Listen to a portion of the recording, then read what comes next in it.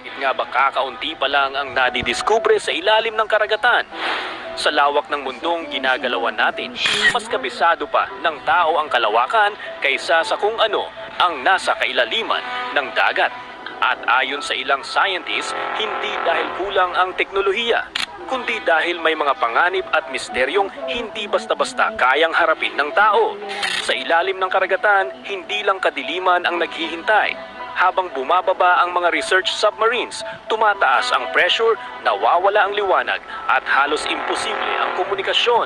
May mga ulat din ng malalaking hugis na gumagalaw sa sonar, mas malaki pa raw kaysa sa mga submarines pero biglang nawawala na parang anino. Pero hindi lang ito ang ikinagulat nila. May mga kakaibang tunog na naitala ng sonar, sobrang lakas, sobrang lalim at hindi tugma sa kahit anong kilalang hayop. Isa sa pinakasikat dito ang tinawag na The Bloop, isang tunog na mas malakas pa kaysa sa whale at nagmula sa kailaliman ng dagat.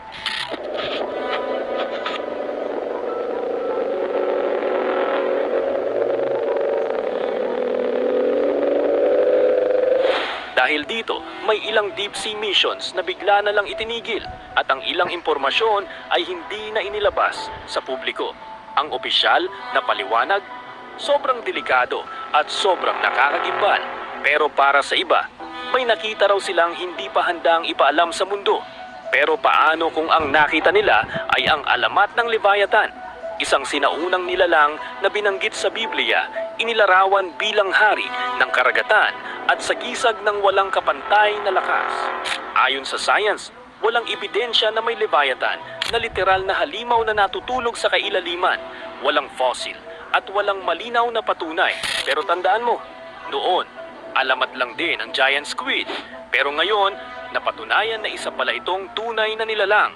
Kaya ang tanong, kung may mga nilalang sa dagat na dati akala natin ay katang-isip lang, sigurado ba tayong wala nang mas malalim na lihim na itinatago ang karagatan? Sa tingin mo ba, ang Leviathan ay alamat lang? O baka may natutulog talagang hindi pa dapat magising? Comment mo ang theory mo.